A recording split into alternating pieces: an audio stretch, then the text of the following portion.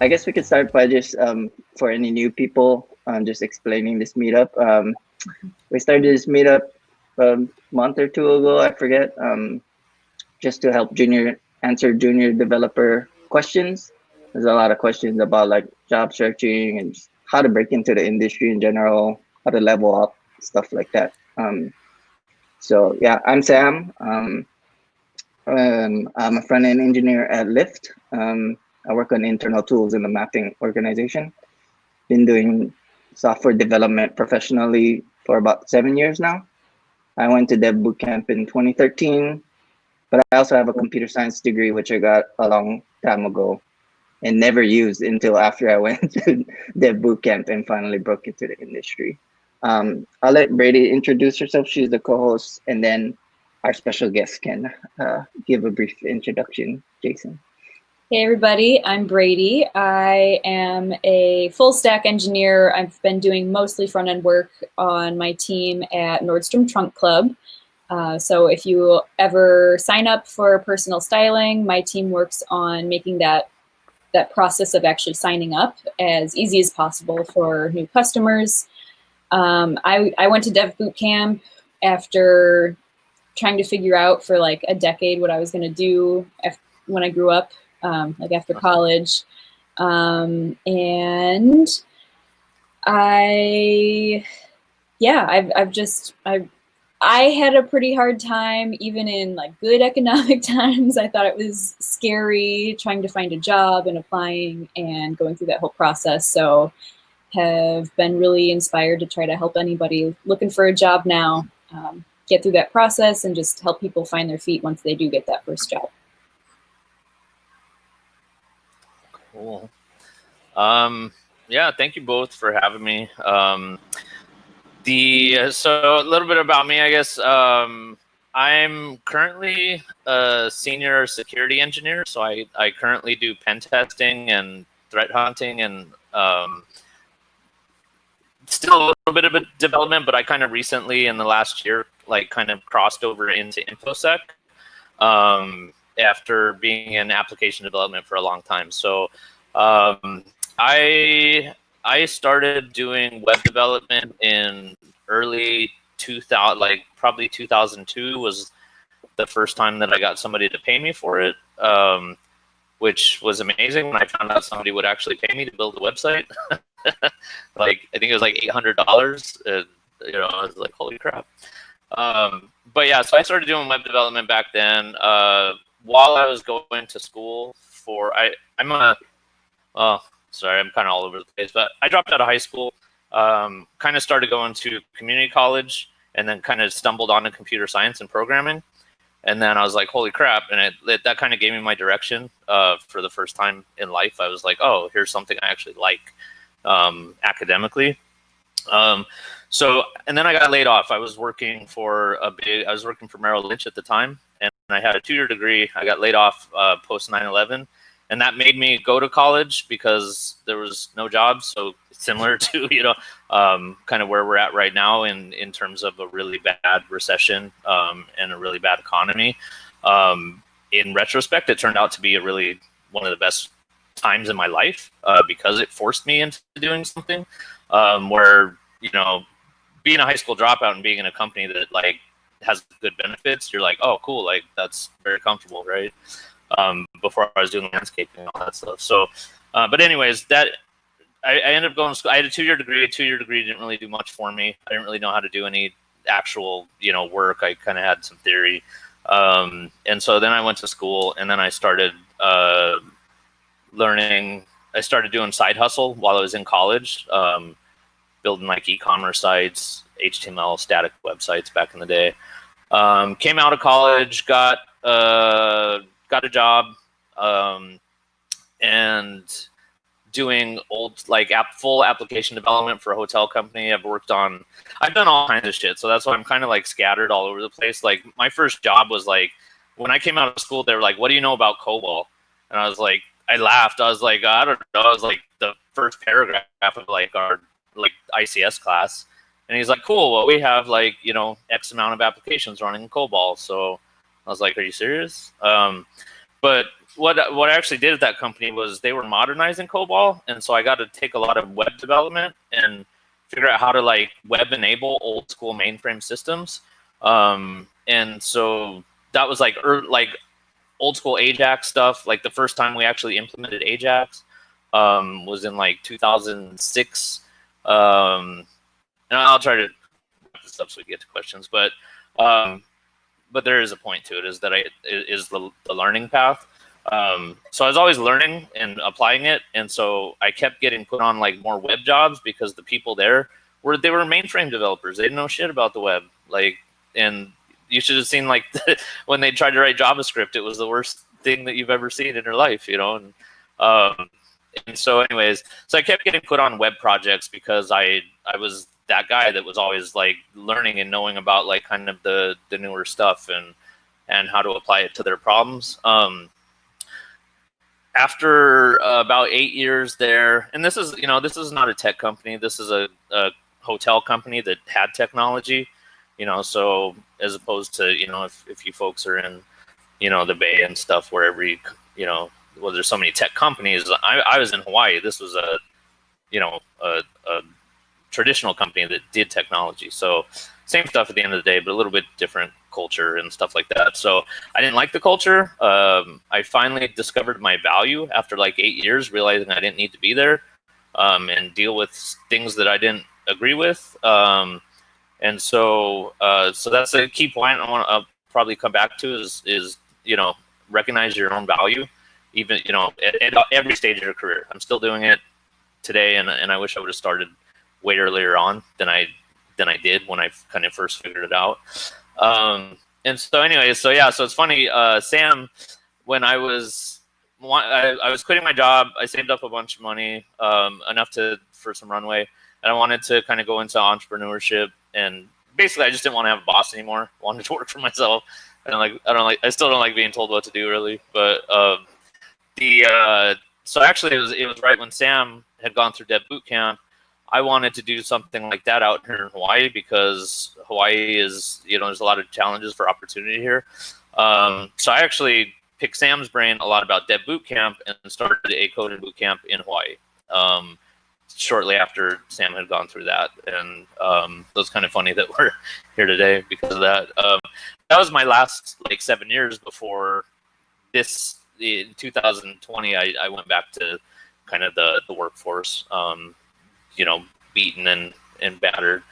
But yeah, so I've been running a boot camp for the last, you know, 6.5, 7 years, since 2013. So anybody that's a boot camper, I know very intimately like what you've gone through, where you're at, you know, academically, emotionally, you know, kind of in the job hunt, all that stuff. So I have a lot of context probably on you know, your experience if that's where you're at. And so we actually started and I'll wrap this up. We started a cyber program a couple of years ago, and I kind of, due to circumstances, ended up teaching it a lot and really got into, I always wanted to be a hacker.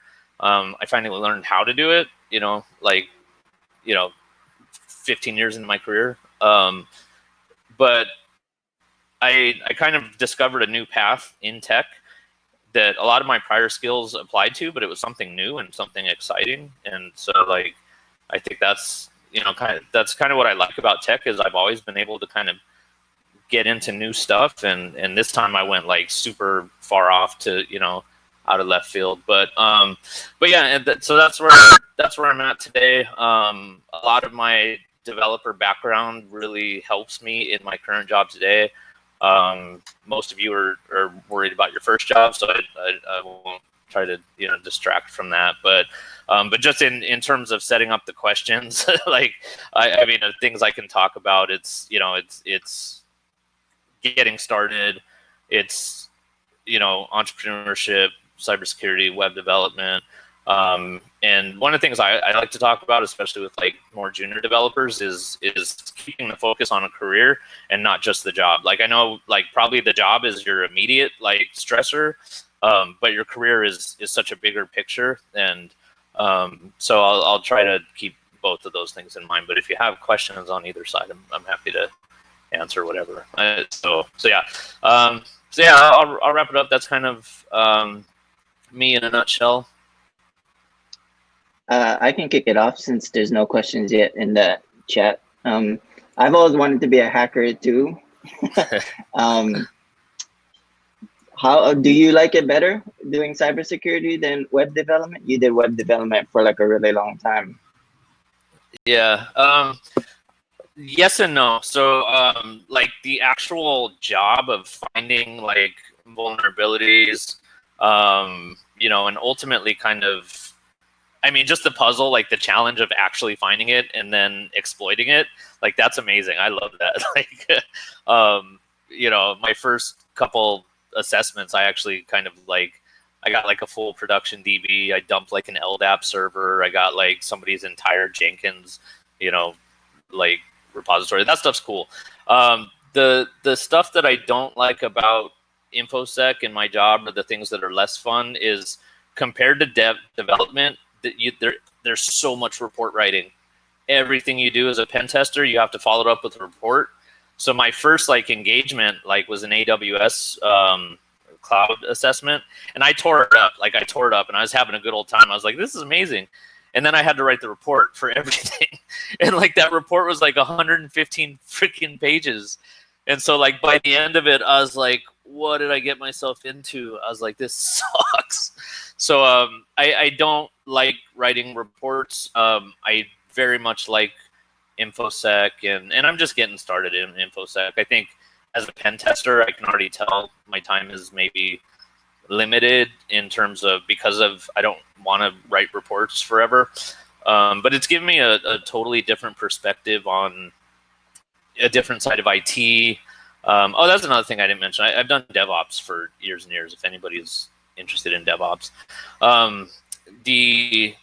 So I like application security a little bit more. I kind of ultimately probably see myself more automate. I really want to automate security. That's what I want to do. And so I'm trying to get there. So I want to take all my dev background, all this context I'm learning about cybersecurity, and still build systems. But in that context, I'm kind of burnt out on doing web apps. Oh, another thing I did, I started a web consultancy too. So working with clients and all that stuff. And so yeah. But yeah, InfoSec is cool, but writing reports sucks. To answer the question. Yeah, that doesn't sound fun. No, dude, it sucks. I would hate that too. I would only want to do the part of trying to break into the system. Yeah. I would just hire somebody else to write the report. Oh, dude, that's smart. maybe it won't get that far. Well, they'll like break it up where one person just does the hacking, and then there's a different role for people. That's what I was trying to think. Like there's like those autonomous processing robots or whatever they're called now. I was like, dude, how do we just feed all this data in there and have these like nanobots go write the report? But there's your next startup. Nope. My brain was going towards, is that a way you can onboard people, like beginners who want to get into cybersecurity type stuff? Oh, that's not a bad idea either. Yeah. But we've got questions about that. We've got, it looks like towards Jason, curious to ask advice for people who want to get into cybersecurity after a coding bootcamp. Do you recommend getting a first job as a web developer, since it's probably easier to get a job in that and then move towards that? Yeah, that's a good question. If you have an interest in cybersecurity, by all means, like start to dabble in it. I think it's a glaring problem. I mean, most of the reason like cybersecurity exists is because other roles of IT are not trained in cybersecurity. So like devs, by and large, even if they say they know stuff, and this is coming from myself, if developers think that they know cybersecurity, I guarantee you they don't know it. Like it's so hard, it's so crazy. Like hackers are so good and so creative at doing what they do. It's a full-time job just to keep up with it. And so just because somebody knows about SQL injection and cross-site scripting the rabbit hole goes way deep. So I think devs in general, I think one of the reasons there's so much of a need for cybersecurity people is because developers aren't trained. It's not that they don't know, it's not that they're not intelligent, they're not trained in that space. And so application security is kind of that intersection of developers and cybersecurity. Is you're kind of like responsible for doing code reviews on, you know, best practices for, you know, like OWASP top 10 kind of stuff, building, you know, like DevOps is now shifting into DevSecOps. So security is starting to trickle into like all these other processes. And there's a concept called pushing left, where it's saying we need to not talk about security when something gets deployed. We need to talk about security at like the design phase and have it all the way through. So, so in terms of if you have an interest in security, be an application developer that knows security, knows when to call out, like, hey, that's,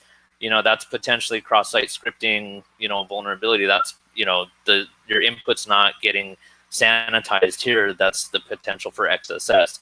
And that's probably a good talking point as you know, the hardest part about getting a job as a junior developer is how do you stand out from the crowd, right? You're kind of, I'm sure everybody kind of feels that, like, okay, like everyone around me knows React, like everybody around me knows, you know, some level of full stack development because everybody's kind of been trained the same way, right? I mean, most of the boot camps teach the same stuff at this point. And so definitely if you can, you know, hiring decisions always come down to like potentially like 3 people, 2 or 3 people. Like, we really like these 3 people. How do we make a decision on the one person that we're going to hire? And so you need, you know, you need a little bit of something to kind of diversify yourself sometimes and stand out. With boot campers, sometimes that's prior, you know, what you did in your past life before kind of going into development. But sometimes it's a little bit of a focus. And so if you can have that security, you know, knowledge or even an interest, it potentially makes you stand out a little bit. And so I would say start dabbling in it. There's a good chance that you get into it and you don't like it. And you're like, I can't stand this. I don't want to, you know, like, I don't want to do this. Another thing I've seen in security is everywhere where, like, I really love where the dev world is because they've been so progressive about kind of like pushing change and like, you know, a lot of the progression I think that's happened in the dev world over the last 5 to 10 years is still lagging in traditional IT, and that's ultimately where cybersecurity kind of lies a lot of times, is in, you know, the support roles and the, you know, that's where a lot of people, like hackers, they get started on help desk, and like, who wants to do help desk, you know, like, you know, so but I don't feel like operations has come as far of accepting new trends and things like that as the dev world has. Like, everybody knows, like, you can get great people out of boot camps now, because there's been so much evidence of that. You know, there's still naysayers, but, you know, fuck them.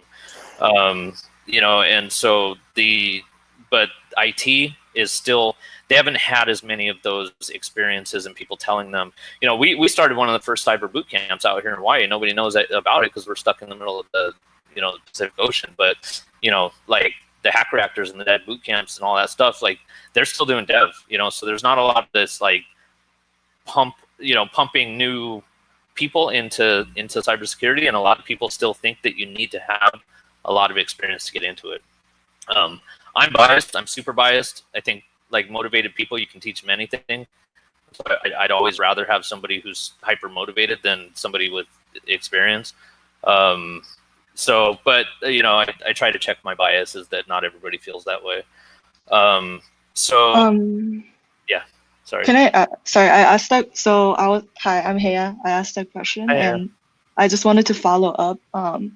So first of all, yeah, it's really cool. Like, in my current internship, they asking me to do like some security stuff, like JSON web token and like session, but I don't know what exactly cybersecurity is. So before you move on, could you briefly explain what you mean by that? Because Yeah. I'm not sure even if I'm like doing something related or it's something completely different. No, that's a good question. Cybersecurity is massive. I mean, it's the securing of everything. So it's super broad.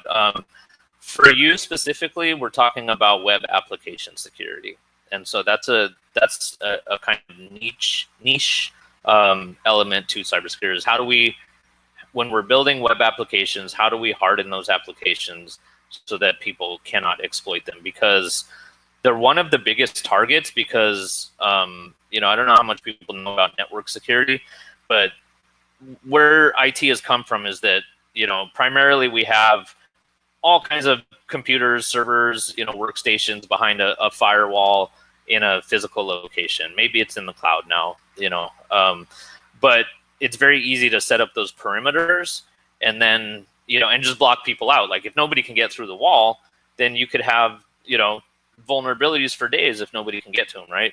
But with web applications, by design, it's for the whole world to be able to access them. So there's always, okay, well, we need to open up our firewall for this web application. So if a web application gets exploited, like sometimes it doesn't matter what that application is. It could have no, you know, database connected to it, no, you know, PII or any kind of sensitive data. But if it gets them into a network,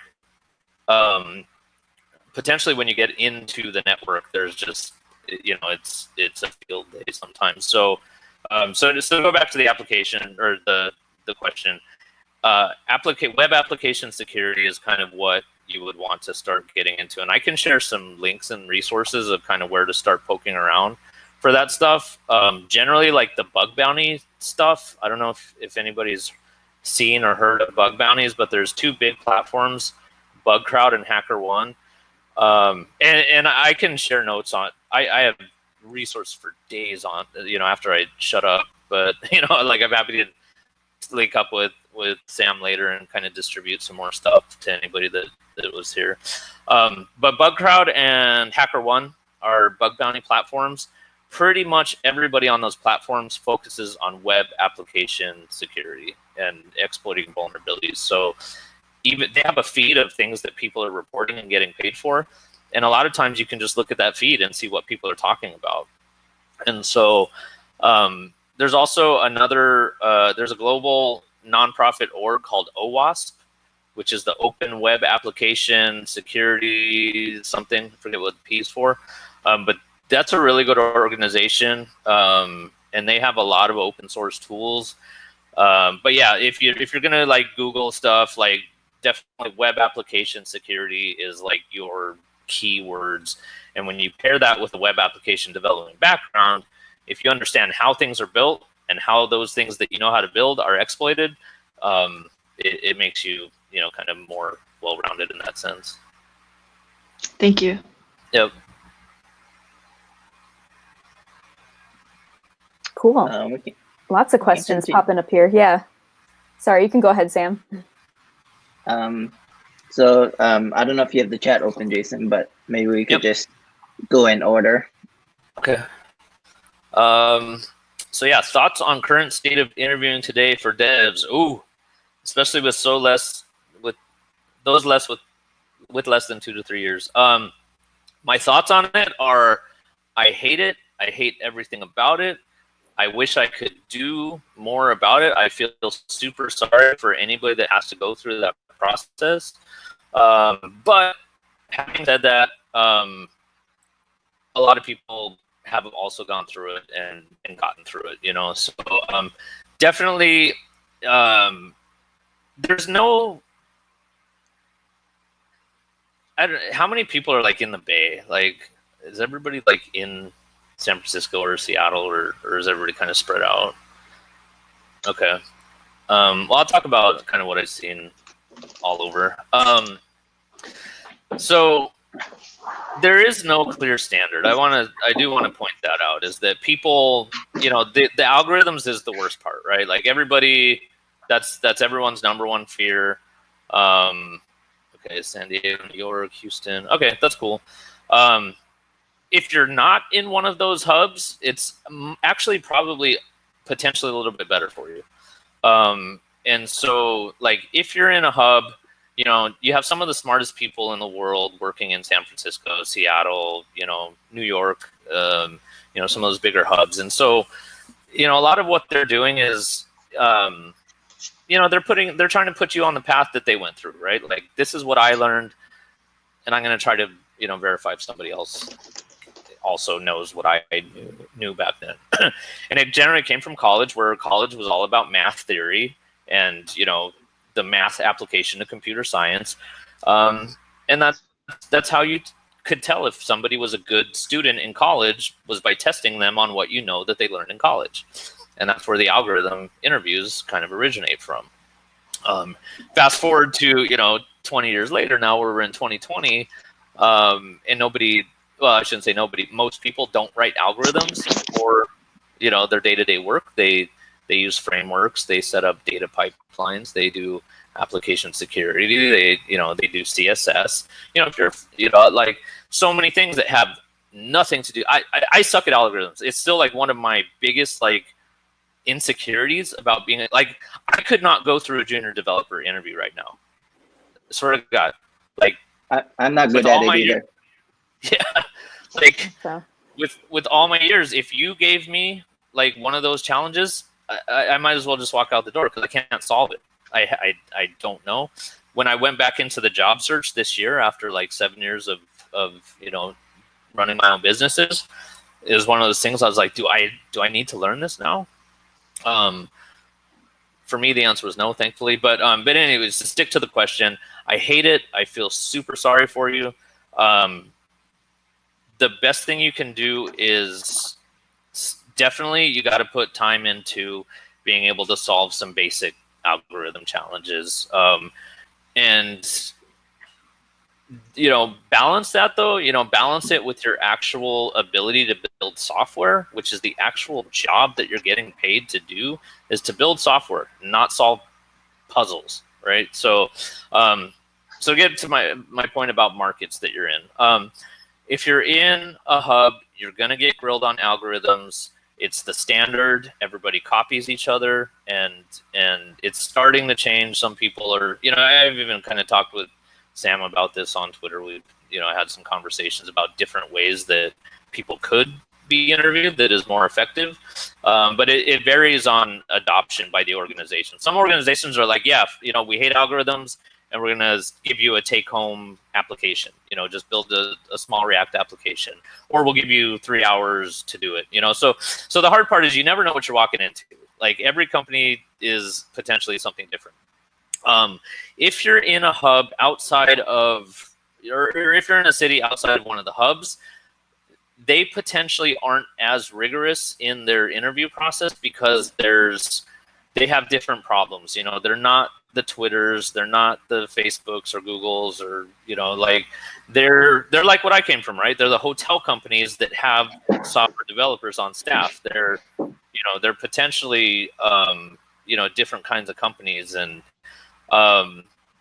you know, so hopefully you have things that match up with them. But I'm kind of rambling a little bit, but you have to be prepared. You know, it's the harsh reality is if you suck at algorithms, then you need to put some time into trying to get a little bit better. And you don't need to be a pro. You don't need to be as good as your friend or your peer that is really good at it.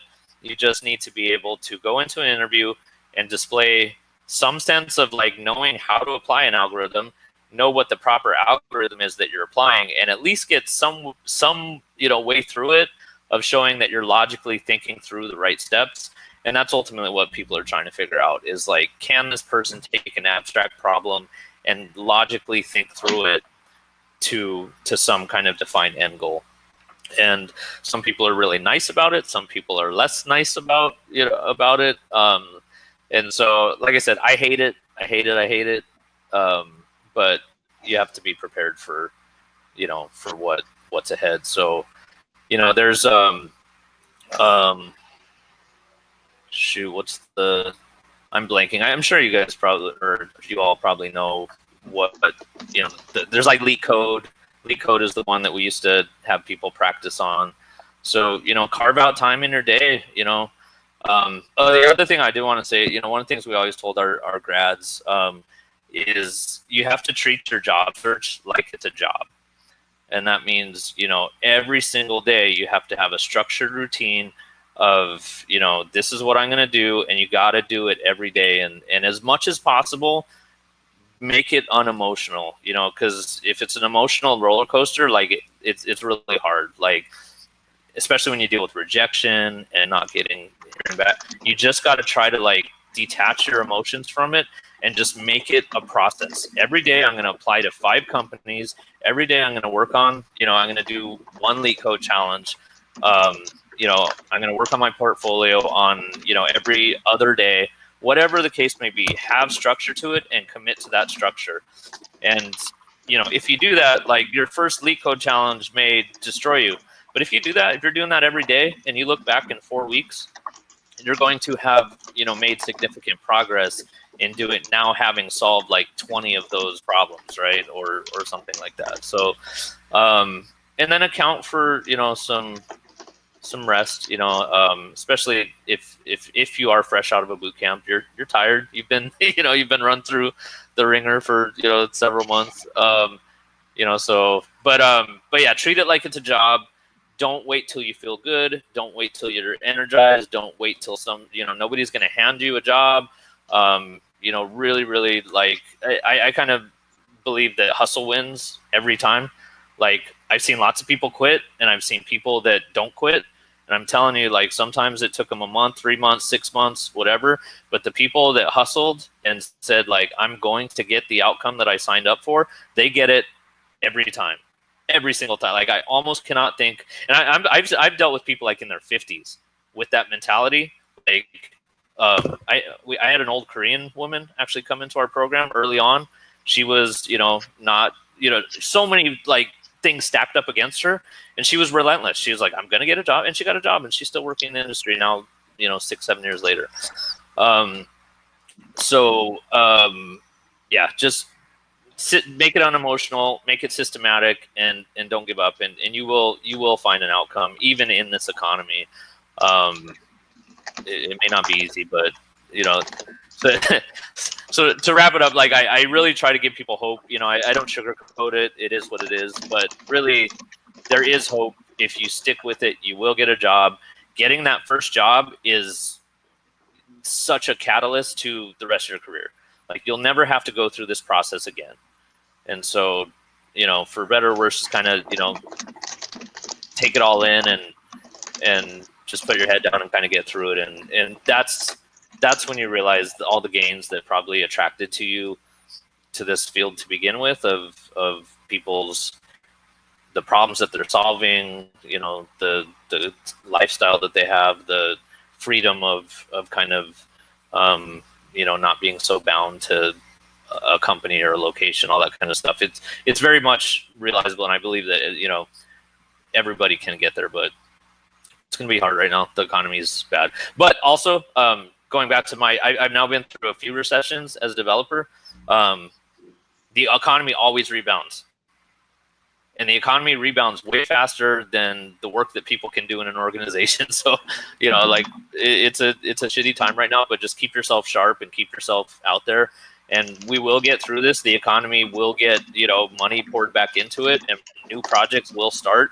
And those projects, the moment a project starts, like, the C-level people are like, we want this done in 3 months. No excuses. And that's what they do. They just, like, rain down commands from, you know, their ivory tower. And it's up to all the, you know, the people to make it happen. And so what's going to happen is people are going to get put crazy deadlines. They're going to say, shit, we need to hire like 10 people like tomorrow. And it's going to happen. So be there when that happens. Like, make sure that you're in that position to be visible and discoverable when those things happen. And it will happen, guaranteed. Cool. Thank you. Yeah. Sorry, I ramble a lot. That's fine. Cut me off if I'm just not making sense. I appreciate a lot of good stuff. Yeah. And I had absolutely nothing to contribute for that cybersecurity question, but for this one, the one thing that popped into my head, I know, Sam, you have posted in our Slack channel some companies that don't do the like traditional algorithm interview process. So I can dig it up. I've been adding some of the resources that we've been talking about in our Slack channel. And we can repost that other resource with all of the companies that are kind of waking up and finding better ways to interview people. And oh, the other thing that had kind of popped into my head when you were talking, Jason, I had read an article about how to get better at algorithms, and it does seem to be something like the learning process there, for me at least, is something that I feel like I just kind of need to memorize some stuff. So I'll do, or my plan is I'm trying to get better at doing algorithms. I'm setting aside a small amount of time. I mean, I'm employed right now, so I'm probably just doing like maybe 1 or 2 per week, but then I'm going back to review. And if you can do like the same problem twice in a week and then go back like a couple of times in the month, that's going to help you get the long-term learning. So anytime you see an algorithm that's similar, you're going to have a plan of attack of how to do that algorithm. Yep. Yeah, that's all real good stuff. Yeah, that's a great resource too.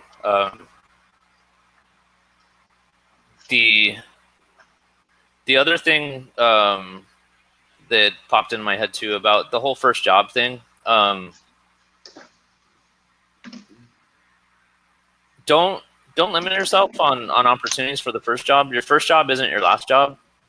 And so one of the things I've seen sometimes is people have a very concrete goal in mind. And so they're like, I got an offer. It wasn't what I wanted. It wasn't enough. It wasn't doing what I want to do. It wasn't this, that, and the next thing. Be very careful. I'm not going to tell people to like take anything, because there's a good chance that people do get shitty offers that undervalue them and don't do that. But definitely, your first opportunity as it comes, just keep in mind like that is such a pivotal moment, and you're not tied to that company for much longer than you need to be. So if you can go into an agency, and get a year's worth of development or experience, and catapult that into your actual, something more aligned with what you want to do, take those opportunities. I would recommend to take them. I agree. Yeah, unless it's something super exploitative. And that's a potential good opportunity too. Agencies are high demand, like really quickly, and agency work sucks. Coming from somebody who owns an agency, agency work sucks. But you learn a lot about other people's businesses in a very short period of time, and generally you're doing kind of, a lot of times kind of like the kind of work that is desirable to other companies, because guess who's paying the agencies? It's the companies that are doing that kind of work, but are maxed out on their own staff, so yeah, keep that in mind, seize that first opportunity, but don't, long-term goals are still very much realizable. Yeah, and then like the resources like this, definitely look out for, those companies that aren't going to put people through the ringers. If you can get in those companies, that's a sign of the culture there. That's a sign that they care about their process and getting in good people and tearing down, kind of barriers. So, it's not the end all to say how great they are, but it's a good sign of the kind of company that you're going into. Okay. Rudy Becker here, new developer who just graduated from a boot camp in San Diego. Congratulations. Boot camps are extremely difficult. Okay, yeah. So focusing on career versus that first job. What are the larger aspects of my career I should be thinking about early on? Damn, that's kind of a hard question. A lot of what I say in career is just kind of what I've said is don't focus so much on, that first step, and is this part of a much bigger path. You ultimately, like, you've just been through the like fire hose of web development, right? You may not even like it at the end of the day. Like, you may, you know, go through that and be like, you know what, I don't really like React, you know, and sometimes you're like, well, shit, everyone else around me thinks React is amazing, like, and at some point you realize, like, I don't like this, like, you know, or you know, I really like the back end, I really, you know, so one of the things, if I haven't said it already, is the number one key to success in a career in IT or technology, I'm just going to say technology, period, is learning. And it's the number one secret, you know, not so secret thing that's helped me in my career, is that's all I want to do. I just want to learn new shit. And I want to apply it. Like, I don't want to do the same stuff every day. Like, I get super, if I get bored, like, I might as well just fall off, you know, the face of the earth, because I can't deal. And so that's what I love about having a career in technology, is there's always new stuff to learn. And so that kind of keeps my, you know, my triggers kind of, you know, going, of just being engaged and interested. You know, and yes, I do have a college degree. Yes, it got me an interview out of college, whereas potentially if I didn't have that, it would have been harder to get an interview. Beyond that, getting me my first interview, I have had every opportunity in my entire career because I decided to learn new stuff on my time. And I didn't wait for somebody else to pay me to do it. I didn't wait for a new job to do it. I did it just because I enjoyed it. And so there's a lot of things I haven't done in my career because I don't enjoy them. You know, like like the theory stuff. I don't. It's so fucking painful, and you know, and I just don't care. Like, I don't care. But I care a lot about cloud. I care a lot about security. I care a lot about, you know, DevOps. I care a lot about, like, the more I learn about technology, it's just like endless. So so the larger aspects of your career is just, you know, do what you got to do to get your job, do what you got to do to be good in your job. You know, outside of that, be very curious about other stuff, and be, you know, and if you're feeling down about something, I guess, you know, you kind of got to learn to assess, like, do I really not like this, versus I'm kind of just like feeling, you know, imposter syndrome about this, like it's too difficult. You know, so but yeah, and you can change. Like, if you get into development and you don't like it, then you know the tools for pivoting quickly. That's what a boot camp is. It's a pivot point in people's lives, and there's so much that you had to do on your own in a boot camp. You know, and just repeat that.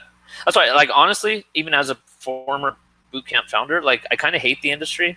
I love it and I hate it. I love the opportunities that people had. I hate that a lot of the crap that comes with it. But the model is super simple. The model is, I'm going to learn a lot of shit really quickly and go out into the market and tell people, hey, I know a lot of stuff that I learned very quickly. That basic model will build your career forever. But that's the other thing. You got to be able to tell people, like, you got to be your own champion, right? Nobody's gonna kind of just reach into your mind and figure out what you know or don't know. So you got to tell people, like, hey, I know about application security. Even if you go to an interview and they don't ask you about application security, if you've been studying up on it, find a way to put it into the conversation. You know, always tell people what you're learning. Always go to meetups and tell people what you're learning, because there's always going to be a company that's trying to do the new stuff that you're learning about, and they're going to be like, oh shit, you know that? Like, hey, we might have an opportunity for you. You know, that stuff's happened to me over and over and over again. So you're all doing the right thing by what you're doing today, getting out there, getting information, being visible, you know, all that kind of stuff. But never, ever, ever, ever stop learning. That is the number one, like, power tool for doing what you want to do in a career. And just to add on about the career and maybe not liking development after you went to the boot camp, like, there was, like, one of my friends that was in my cohort, I guess he was more of a people person. So he took a long time to get his first dev job. Eventually he got his foot in the door at a company. And then he ended up moving into product management because he was just more a people person, and he kind of had a background, I think, more suited for that. And he kept moving up, and now he's the CEO of the company. Just he went to Dev Bootcamp 7 years ago and went from being like this entry-level developer at the company, and the people liked him so much that eventually the old CEO was I guess he wasn't doing a good job, and they made my friend the CEO now. Like, so he moved up really fast. It just like after you go through the boot camp, you learn about the technology, and then like it opens the doors now. Like now you understand it, so you would be a better PM if you get. It's hard to get a PM job. It's probably harder to get a product manager job than a developer. But if you just get your foot in the door anywhere at a company, like you can like move around to different positions. I know plenty of people from Dev Bootcamp who like came in, and then I guess developing like wasn't their main like thing that they liked, and then they moved into product management. Last week's guest, Paulette, she moved, now she's like director of engineering, so she doesn't do development as much. And but she got to that position from being a junior developer first. Within 7 years, she moved up to director of engineering. So there's a lot of paths you can take. You can start your own company. Some people just they just want to be an entrepreneur, and they know how to do it better after like going through the boot camp. Like the founder of HipCamp went to Dev Bootcamp.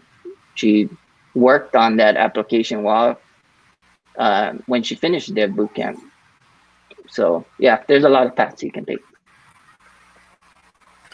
Yeah, that's my girlfriend. She went through boot camp, and she works for Microsoft as a technical program manager now. And so, yeah, like the divide is so huge between people that don't know about technology and do, that once you cross the divide, yeah, I mean, you know. Cool. Follow-up question. Should I continue to have a wide skill set to be more appealing to more job opportunities, or should I go all in and focus on a certain framework? Man, that's a hard question. I don't think there's a right answer for that question, to be honest. I think you'll get a lot of opinions about it. Speaking personally, I have a wide skill set, and I've always had a wide skill set based on being in small teams. We had to do DevOps, we had to do networking, we had to manage our own systems, you know, to where I've felt like a jack of all trades, and sometimes that's actually felt pretty shitty. I'm like, damn, I really just wish I was really good at one thing and not kind of good at a lot of things. But at the same time, that's been my value, is being good at a lot of things. And so, you know, I'm never going to be a principal at you know, a big tech company, but I get to make my own path, and I can apply for like 5 different jobs when I want to, you know. So so I don't know, feel it out. Definitely, you know, as a bootcamp grad, you need to be good at what you've been taught. First off, is that, you know, if, like I said, with the interview stuff of like being assessed on what you learned in college, bootcamp's the same thing. Okay, well, we know that you went through this bootcamp.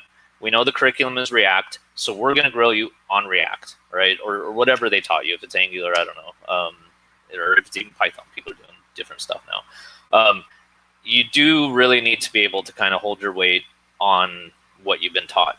Outside of that, let your interests dictate it. You know, like if you are interested in something to the point where you'll go down an 8-hour rabbit hole and realize it's 3 o'clock in the morning and you got to get up in a few hours, that's what you should be learning. You know, like, but it might take a little bit of time to really answer that question for yourself. But yeah, definitely, you know, you got to be prepared for the job market. So even back to the earlier question of should I go into cybersecurity, like, you know, start treading down that road, but, you know, don't, you know, maybe don't go all in right now until you're a little bit farther down. So, you know, your cards right now are, I'm a web developer that's been trained to do web development. But, you know, follow your passions, follow your interests, for sure. And remember, that's really the career thing, is you got years to do this, years and years and years. I've been doing this for, I look back now and I've been doing this professionally for 15 years and unprofessionally for a little bit longer than that. And it's gone by in the blink of an eye. And I still feel like I don't know shit half the time, Don't we all? Yeah.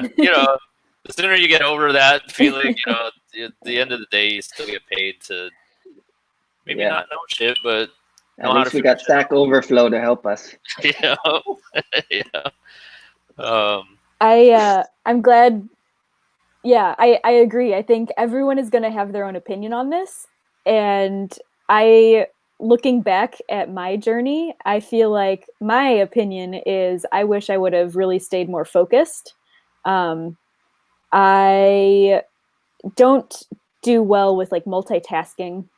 And so bouncing back and forth, even just between Ruby backend and React front end, because front end it just moves so quickly. So in my very short time at the company I'm working at, we were using, now we use TypeScript. And what is the other one that was competing with TypeScript? Oh my God. Flow. Yeah. So we switched everything over from Flow to TypeScript. We switched our framework for testing. There was a point in time when I was trying to learn Alt, and then we were switching over to Redux. There's just like so much moves so quickly in front end. One of my mentors at work and I were talking about this recently, and she was saying, if you don't feel strongly between front end and back end, she will recommend people just go back end, because you can really get solid, really understand what's going on, because things aren't moving as quickly in that sense. And then, like to Jason's point, you have years in your career, you can expand outwards. For me personally, I think that would have been a good move. It's not how it all happened, but probably everything happens for a reason. So it's just my opinion. It's subjective, I think, because I actually like learning like Jason. So I love the front end, like, oh, now there's this new thing, let me try that out. So it depends on you if you like that or not. You kind of just gonna try a lot of different things. So you might cast a wide net in the beginning. I did that when I was starting, and then I kind of like figured out what I liked better. Like my first thing that I did professionally, I tried to start a startup with my friend. He had already started on it, and he was mostly working on, he needed more help on the back end. So it was a Ruby on Rails app. And that's what I learned at the bootcamp. So he was like, oh, you can just help me build this thing. So I worked on the back end for like a few months. But after that, I started just moving more into front end, just because I got more into JavaScript. It's what I needed to do at the job. And then I got into the communities, and then I went like deep down the rabbit hole. And I just like it better. But yeah. Okay, we can go to the next question. Let's see. All right. Another one from Rudy. Okay. Follow-up question. As a new dev, I would be grateful to get a position in the first place. Let's say I'm offered a position, except what are some signs that this new position is a good first job that will grow my career? Besides getting paid. Yes, getting paid is very important.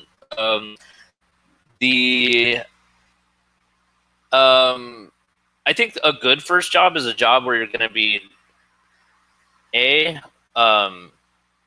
learning.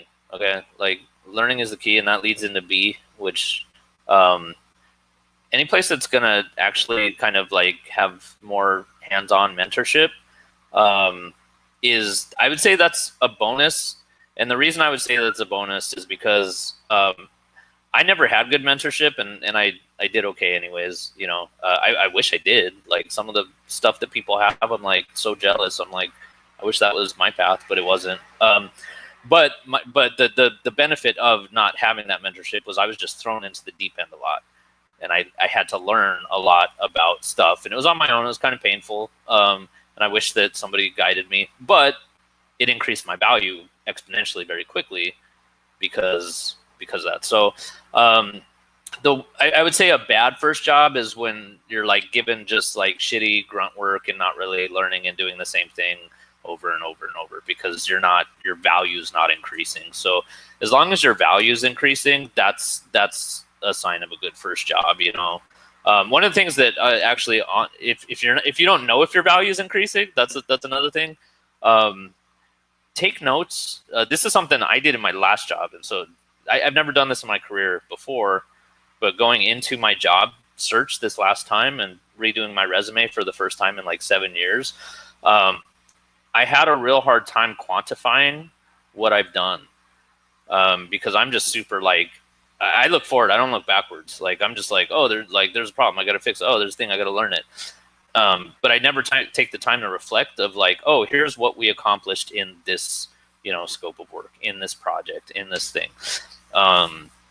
And so if you start kind of keeping track of the things that you've learned, the improvements that you've been a part of, even if it's a team, and you improve the performance of your application by 50%, take a note of that. And even if it was your colleague, your peer that ultimately figured out and made the change, you were a part of that team and you know what they did.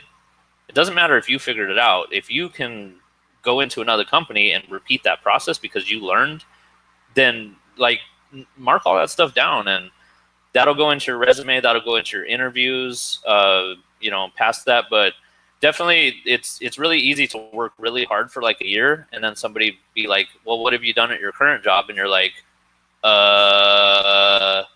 shit, like, I don't know. Like it's super real. Like I have that for years of my career. I'm like, I don't know. Like, and I really, really had to think about it. So, but that's a good way to kind of keep progress of like how far you've come. Is your value increasing? And that'll answer the question ultimately if it's a good first job. And then hopefully you have good management and good people that are invested in your growth, even if they're throwing you in the deep end. If they care about your success, that's a really, really, that's kind of one of those intangible things that you can't really put a price on. But when people really want to see you succeed, that's a great first place to be. Let's see, very specific question. I have a background in arts and design. Most companies that respond to me are companies that are looking for hybrid roles. Everybody wants to be a unicorn until somebody thinks they're a unicorn. Yeah, like half designer and half dev. Do you think that is a good first job? Yeah, my friend warned me because this might mean I might get stuck in a certain role. Yep. Yes. So this happens a lot, and I've seen this a lot with bootcamp students that have professional experience prior to a bootcamp. Is somebody like, oh, hey, you have a marketing background. Why don't we bring you in for this role that's like a split role? I don't have a black and like a concrete answer for for this one. Definitely, if you're concerned about the balance, go in with clear expectations of what that balance is going to be. If they tell you that we want you to do half design and half dev, then make sure that you clarify, look, like I'm willing to do that, but I really am doing, my career path is as a developer. I'm happy to support the team and wear multiple hats, but I don't want to, get pigeonholed into just being a designer and losing all of these skills that I've been investing in myself. And go in with that expectation, like make that super clear. And then at least like halfway into it, if that isn't being honored, then at least you can go into a meeting and confront the problem and say, look, I was supposed to be doing this, and this isn't happening. And that gives you the possibility to, rectify the situation. Maybe people are like, just like, oh shit, our bad, you're right, let's fix that, or they're not, and you go look for your new opportunity. So, it's a double-edged sword, is that it makes you stand out as from the crowd potentially as having additional skills and people wanting to hire you because you can do more than one thing. And so that's a good thing that you should take advantage of. But yeah, definitely have the expectations, and then if it really doesn't work out and you're doing too much of the job that you don't want to do, then don't stay. And it's really hard to do both. Yeah, but once you get into the company too, it's easier to like switch, I think, to like something full time. Like, Yeah. I know somebody in my cohort at Dev Bootcamp, they worked in the business side at Square before going to the bootcamp, and their whole goal was to like move into engineering. So after they graduated the bootcamp, they still weren't ready to like move him into engineering, but he went back in business. And while he was doing it, he built like little tools to like make their process easier, to like show that he can like do development. And eventually now he does engineering at Square. But like he had to like do these little things. Like he built little tools to like help the business people like improve their process. And they're like, oh, that's helpful. Yeah. Let's move you on to the other side, do engineering. My first role, it wasn't a purely like software engineer role. It was software support. And yeah, I was honest with my expectations that I wanted to be able to move on to software engineer. And I liked that I was able, as I was interviewing, I met multiple people who had gone through that same transition. So I felt like I wasn't really, I'd heard like, oh, be careful with those engineer support roles. You can get stuck there forever. And at some companies you can. But I saw, it was proven to me that other people had made this transition. So if that's possible, if you're able to like talk to the company and see if it's like a way for people to ramp up to become engineers, that might be something you could do. Yeah. It's always a chess game, right? Like your whole career is a chess game. It's thinking a few moves ahead always. Like don't be be proactive, not reactive. So if you go into that, yeah, strategically get your foot in the door, but don't let other people make the next move for you. Like have like, okay, well, I'm going to get my foot in the door in 6 months. I'm going to be at this position. I'm going to get and sometimes it doesn't work out that way, but at least what you have motivation to know where you're going, and yeah, like always be providing value, and then make sure you get recognition for it, like Sam's friend. That's an engineering mindset, is like, I see a problem, I'm going to fix it.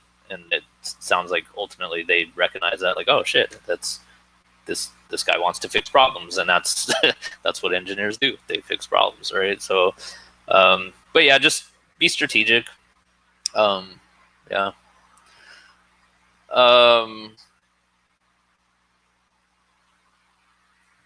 Do any of you have kids? Any suggestions on managing your work time watching your kids during the pandemic? Ooh. Okay, so I have a daughter. I have a now 14-year-old daughter. And I've just gotten through 7 years of being an entrepreneur, and I started 2 businesses at the same time. A lot of people are like, whoa, that's cool. Like, it was one of the worst decisions I've ever made in my life. And the reason why is because of my daughter. And it's the primary reason why I'm back in the workforce as an employee, was because I miss time that I can't get back from my daughter's youth, right? So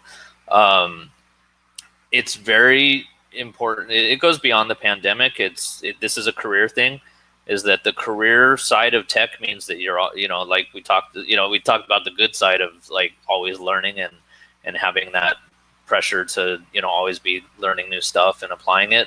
That takes time. There's no, you can't hack the time equation of that. Like, learning takes time. Some people are quicker learners than others. But your kids, you don't get that time back from your kids. And my daughter's 14 now. She's at the point now where she doesn't really, she wants to just be with her friends. I say stuff like, you want to go to the beach. She doesn't want to go to the beach with me anymore. She doesn't want to do all that stuff. Whereas when I started the companies, she was always down like, yeah, let's go. And there's changes that I can't go back and fix. And so if you are a parent, it's a tough balance. I'm not going to say it any other way.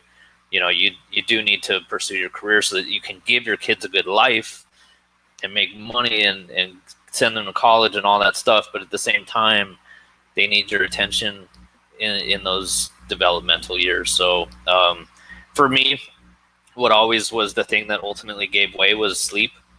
I don't know how healthy that is.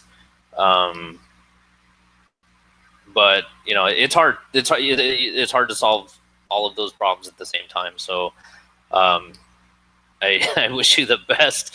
I'll give my contact information after this, definitely on some of the things that are outside of the skill sets and more about having a life in tech. I'm happy to be a support for anybody going through similar stuff. But that's a lesson I learned the hard way that I can't fix, and I can fix a lot of problems, but. And it's not we don't have a bad relationship, but it's things that I regret. There was time sacrificed, and I wish I had that time back. But all right, is Haya still here, or did she dip out? No, she had to dip out. Oh, okay. Yeah. So any other questions, or should we wrap up? We usually do introductions at the end. We stop the recording for people who want to just introduce themselves. But any other questions? No? I typed in one more question. Did we miss it? Which one was that? Is it showing? Is it showing up? It's after. Let me see. I can retype it. Oh, let me see. Sorry, I can redo it. Here we go. Sorry about that. Yep. As a new developer applying to jobs, what assets should I focus the most on to get a first phone screen interview? Is it super targeted resume, cover letter, LinkedIn, portfolio, GitHub? Ooh, yeah. What is the first asset HR companies look at? And most important, second asset. Yeah, that's a good question. It always starts with the resume. The resume, and this is the hard part. People, some people based on their prior, work experience, it's not hard to put together a good resume. Other people don't have a lot of relevant stuff. But in most cases, unless you know somebody that's, kind of bringing you in and on a referral, or you have to go through HR first, and HR is going to look at a resume. Sometimes you're going to have a machine, an automated program looking at resumes, and you may never even get to humanize. So the resume has to have buzzwords. You've got to get through the filter, right? If it's an automated, even HR people, they don't know a damn thing about technology. They do not know anything. They're all just gibberish words on a piece of paper that a hiring manager said, hey, we need these skills, and an HR person is cool. Well, I get resumes, I have a job description. Do they match up? And that's as much as most people know about technology. And not to disrespect anybody that knows more than that, but HR generally, it's not their world. They don't know. So you definitely need a good resume. Your LinkedIn profile should match your resume 100% detail wise, but LinkedIn, you can have more information. The resume still needs to be one to 2 pages. If you have more experience, LinkedIn gives you the opportunity to embellish a little bit more on, other things that may not fit on a resume. But dates should match up, company names should match up, descriptions should match up. LinkedIn is your digital resume, and it needs to sync up. My mom's actually a recruiter, and does helps people with resumes all the time. So I know a lot of stuff from her. But what recruiters look for, which is recruiters are kind of an extension of HR in a lot of ways. So that's the first asset. So side projects. I know that's, portfolio, side projects. That's something that comes up a lot. I have mixed opinions on. I'll say this: if you want to be a front end dev and you really want to do front end stuff, and definitely having a portfolio site can be helpful. And I say can be helpful. It's definitely not a silver bullet, and it's a really, it's a, that talk's been around for a long time. If you like DevOps, if you like backend development, if you like data and databases and stuff like that, and you're really not comfortable on the front end, a portfolio site can actually work against you. Is that, if you can't make a site look great, don't make a site. People are very judgmental when they, with their eyes, and so if you can't make something look good, then don't do it, and find other ways to, get involved in like if you can't make a site look good, go do like an open source project or something that you can at least get a couple pull requests in, or write documentation for.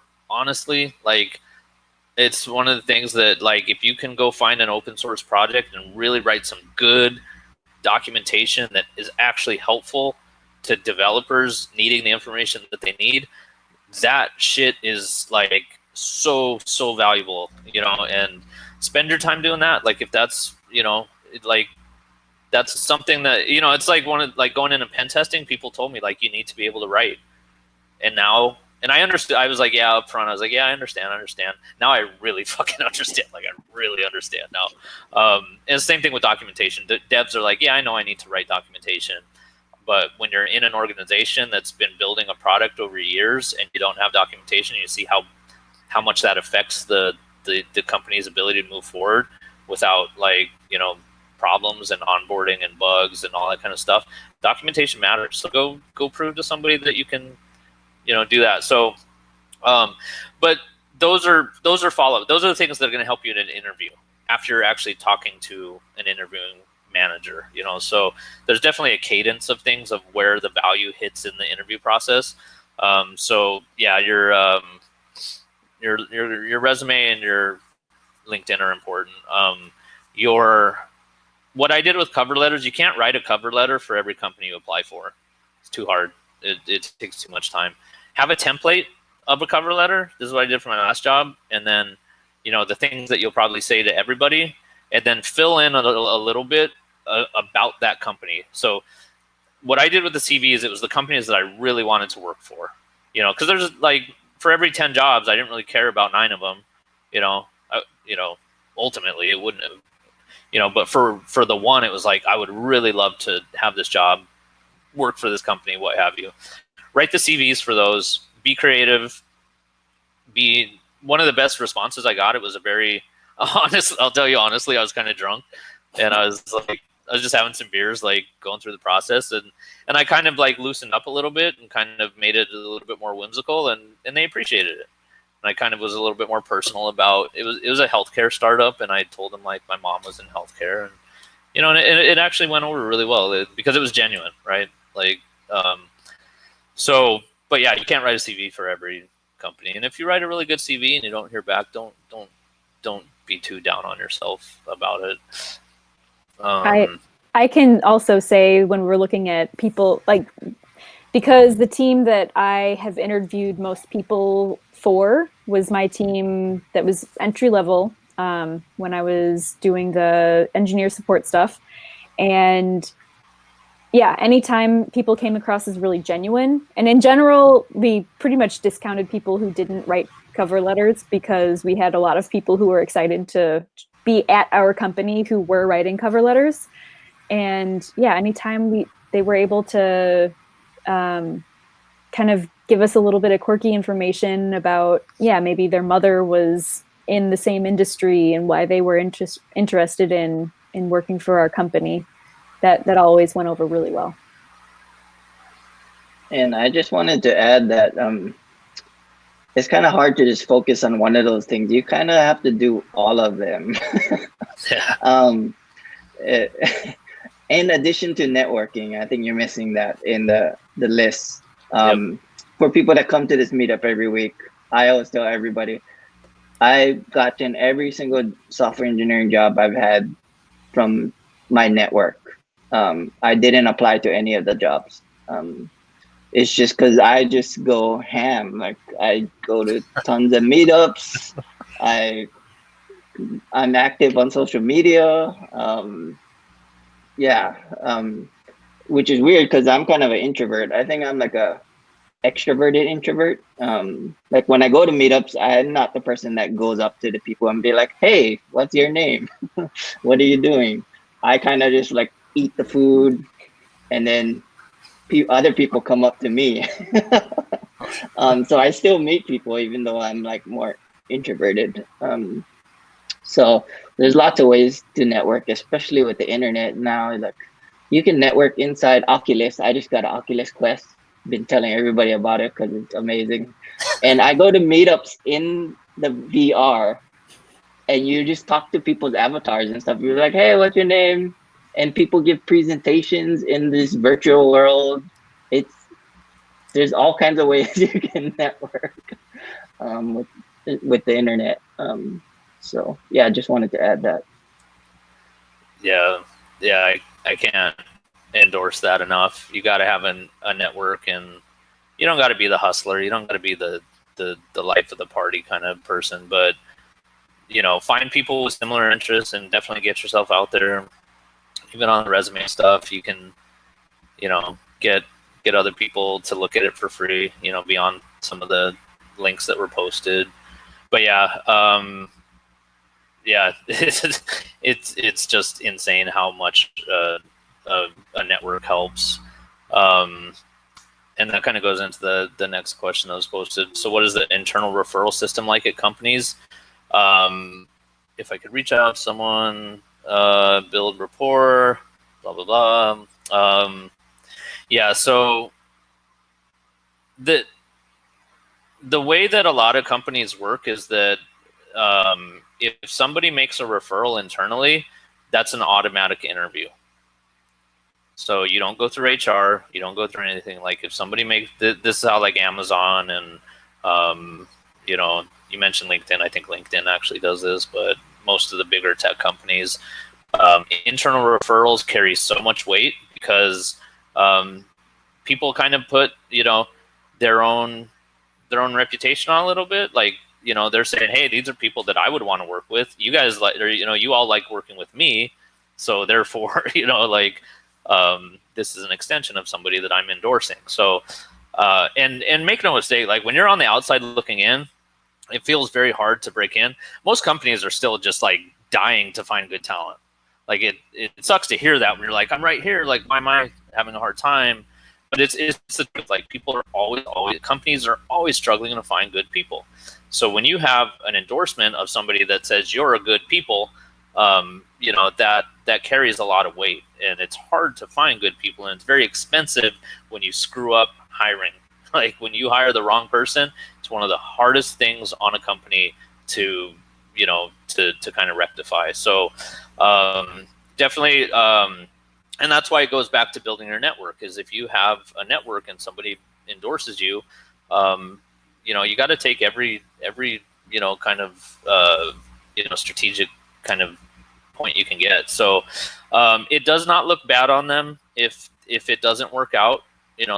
Their job is not at risk or anything like that. So don't overthink it. There's lots of reasons that a decision might not be made. And if somebody comes in and robs the company blind, then maybe that might come back to you like, what the hell? But no, I mean, if it just doesn't work out, it just doesn't work out, and they appreciate that you're trying to make the company better by referring other people. So yeah, and then some companies have incentives too. Like if you refer somebody and they do get hired, that person makes money, and so that's that's a thing too. So there's an incentive for people to make referrals. So yeah. With Lyft, it's $5,000. I got one referral in. I think I'm like 1 for 5 though. Like 4 people didn't get in and 1 person got in. Oh. But yeah, at Lyft, there's 2 different types of internal referrals. So there's one which is just kind of like somebody you don't know, you just give your referral link. That's kind of what you can just post on social media. So for those kind of referrals, I don't think you're guaranteed an interview. Plus the incentive is much lower. I think it's like $500 instead of 5,000. The other type of referral is like you put in the resume, you write like this person, you write actually, they ask you to rank the person. They're like, is this person like top 10%, top 5%, top 1% for this type of role that we're hiring? And you can even like add in, you can write a whole like spiel about like why that person's awesome. That I don't know if it's guaranteed interview. I think it might be. I think everybody I did that for at least had like a phone screen with the with HR. So yeah, and it's kind of hard to code outreach to some people because people are busy. So if you can, I mean, if you really want to work at the company and you don't have like a friend of a friend or somebody that can introduce you to somebody at the company, it's better to try and find a friend of a friend, at least if you don't know anybody at the company that can send like an intro email or something like that. That's much, your chances are much higher, I think, of actually getting that person to refer you. Because the person I actually referred to Lyft that got hired, I didn't know them. I just posted on social media that my team was like on Facebook, I think. I don't even use Facebook that much, but I have a lot of developer people in my network on Facebook, so I posted on there. And this other person who I don't even know that well, I only have the connection with them because we both took a Udacity nano degree together, the self-driving car nano degree. So we had that slight collection where we, back a few years ago when I took that, we connected on Facebook. I never met this person in real life. When I posted that, he works at Facebook and like his other friend had just been let go from Facebook. So he's like, oh, he's looking. And then he like sent the intro, like messenger, not email, like on messenger. He's like, here, meet this person, like Lyft is hiring, you're interviewing, talk to each other. So I actually met them in real life just to get to see if like they'd be a good fit and to kind of sell them on the company too. It works both ways. So we had lunch. I invited them to lunch at Lyft. Then after that, it was good. I put in their referral. They were interested, and then they ended up getting hired. So, and that was through like, like kind of not even a friend. Like it was like through an acquaintance that I've never met in real life. That our only connection was we took this same online class together. So that's what social media's real power is, I think. It's just connecting people. Like you can just send the message out into the world and you never know what connection can be made by just making that one post. You just got to try and send it out there. But so you can try that approach first. If that doesn't work, yeah, just do whatever you got to do, cold outreach people. But I always tell people, try not to pester people. Don't be like, if they don't respond every single day, keep like pinging them, then they're just gonna block you. At least I would. I don't know if everybody would do that, but I try to respond to people when they message to me, but like some people just don't get the hint. Like if I'm super busy, like, I'm doing all this stuff, busy at work, like if I you can kind of just get the hint. Some people you got to be really direct and be like, no. Sorry. Go ahead.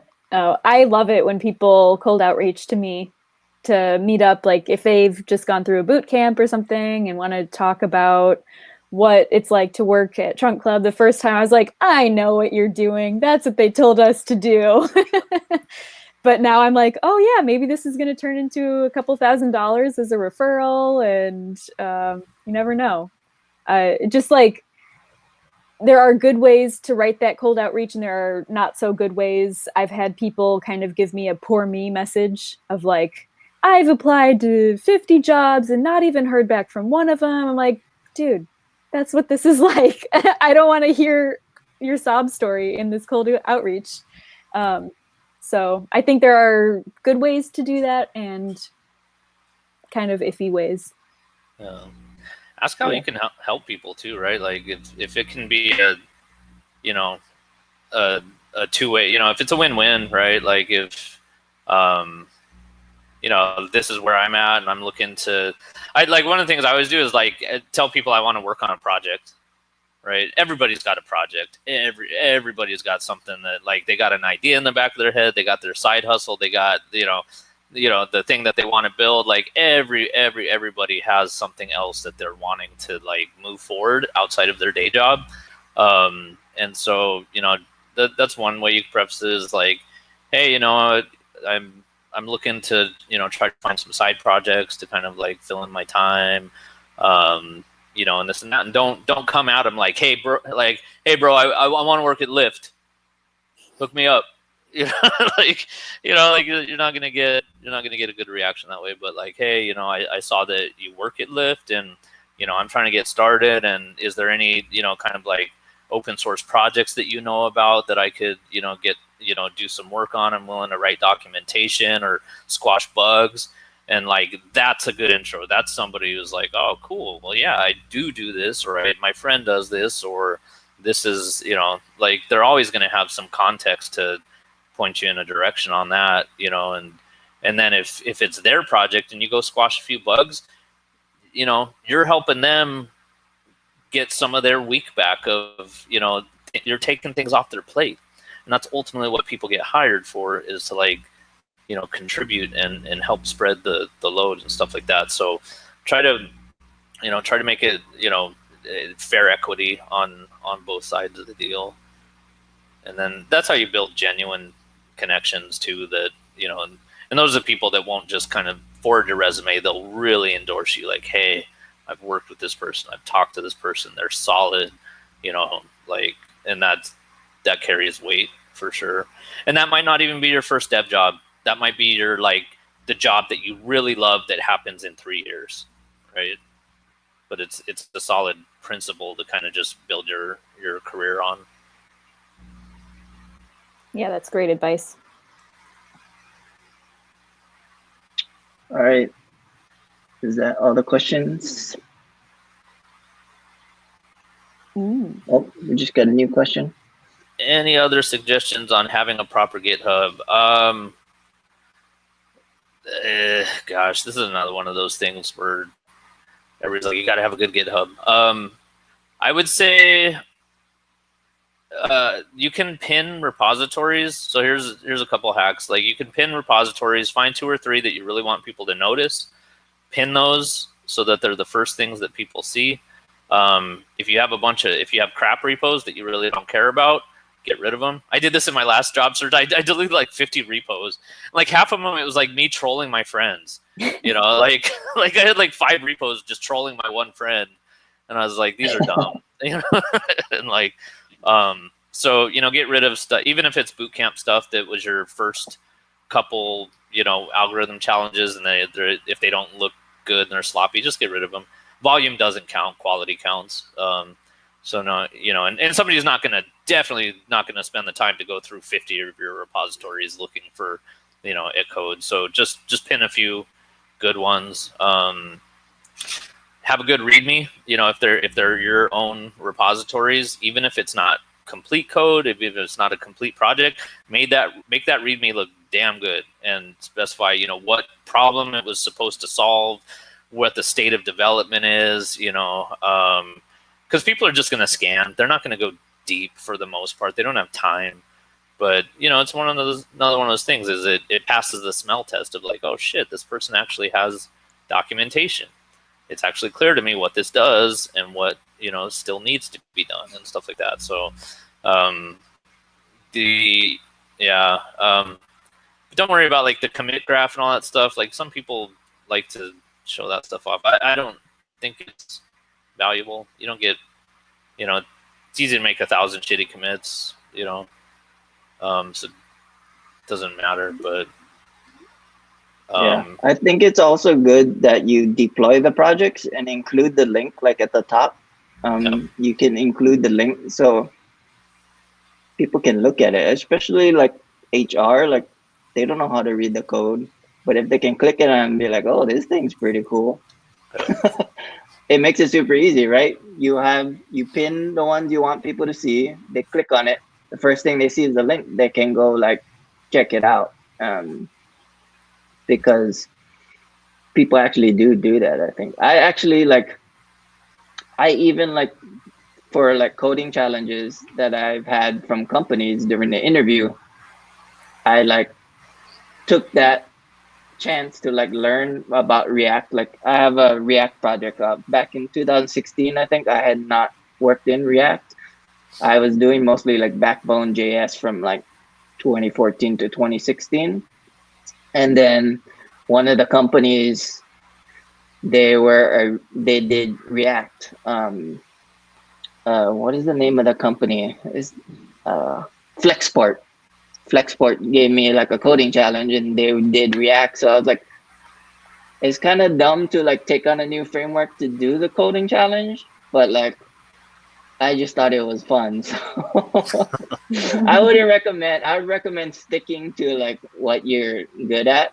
Like now that I'm like more experienced, but like back then I'm like, I'm gonna take this as a chance to learn something, and I learned React, and I put that project up on GitHub. Like they needed me to put it on GitHub anyways to like submit the project. It wasn't just like a secret thing. So I put it on there and I actually deployed it. And like people actually star that repository. I think I have like 7 stars on it or something.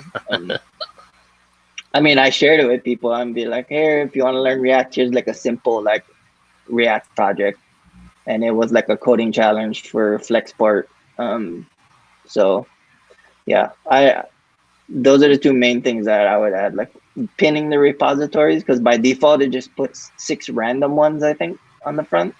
And you don't want people to see like 6 random projects. And another thing is I use GitHub like a social network. Like I'm following a bunch of people. I sponsor 2 open source developers now. If you go to React Query, my name is in the README because I donate $5 a month to the person who makes that library, because they make my job a lot easier. So I just send the money, and just by being a $5 supporter, they put my name in the README. And I'm the only name right now, like on the bottom tier, the $5 tier. Like the tier above me has like Kent C. Dodds and stuff. So my name is next to Kent C. Dodds in the README and the React query. So GitHub has all kinds of social media stuff. They even have a feed when you go to github.com. It shows you all the, like I see Jason starring stuff pop up in my feed. So you can follow people.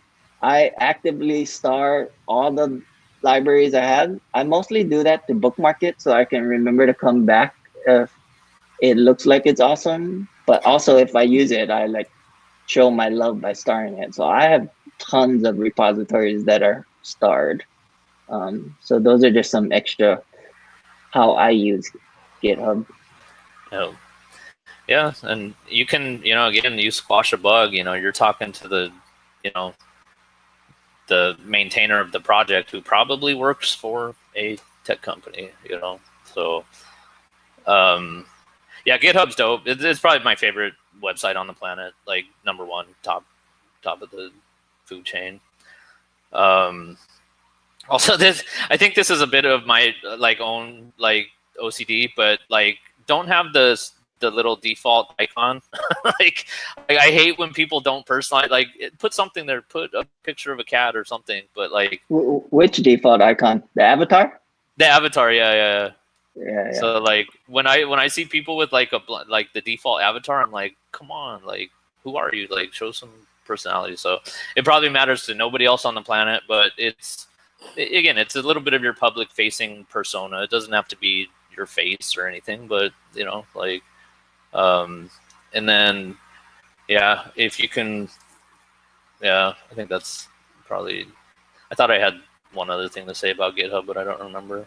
Actually, I was able to just confirm recently, friend of former coworker of mine. Now she works at GitHub and is a senior dev at GitHub. She also went to Dev Bootcamp.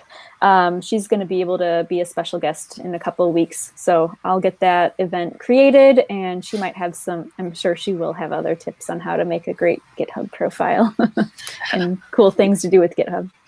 Did you settle a date with her? We said the 27th. Okay, so we'll add that info on the meetup soon. We also have an awesome guest next week. Actually, all our guests have been really awesome. We've been lucky to have everybody agree to do this on a Saturday. Yeah, thanks to Jason too for doing this. A lot of great advice. Yeah. And next week we have Aline Lerner. She's the CEO, founder of interviewing.io. It's a site that actually just came out of beta, and you can pay to do interviews with like engineers at Google or whatever company you like. I think you can find. So you can pay an actual engineer at that company to do like a mock interview with you. I saw her give a talk before at Bradfield School of Computer Science, and she has a lot of good insights. So that's why I cold emailed her. I gave a lot of information about the meetup, like put links to the videos for past ones, told her about how I saw her talk, and she responded, and she's like, yeah, I'm down. I gave her a specific date. You got to make it easy for people, you know, to be like, here's this date. Can you do this date? And then it's just like a yes or no question, which it pretty much was. She just was like, I'm in. That was like her response. But like if you leave it open-ended, like then you have to go back and forth, then it's a little harder. So that's just a tip on cold emailing. So yeah, that's next week if you didn't already RSVP as a reminder.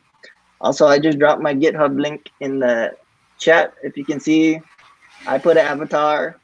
I pinned 2 open source repositories. One's just an example app that I made because I worked at a startup that used Django and I didn't know how to set up React with Django, and I figured it out and I made a simple repository to like let other people know how to do it. And then a bunch of people started. I think my other project I have on there is just a React component that I open source that a bunch of people started.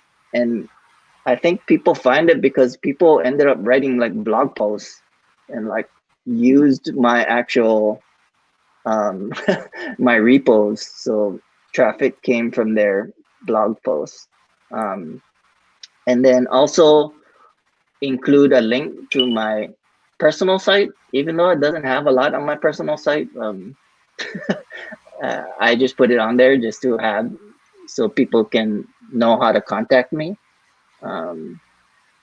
And yeah, also I can get my LinkedIn too, if people want to share theirs in the chat over here. And if there's not any other questions, you can just shout it out now. There's only like 7 of us left here. If there's any other questions, if not, Oh, I can stop recording if we'd like, if people want to introduce themselves. Yeah, let's do that real quick. Stop recording, and then we'll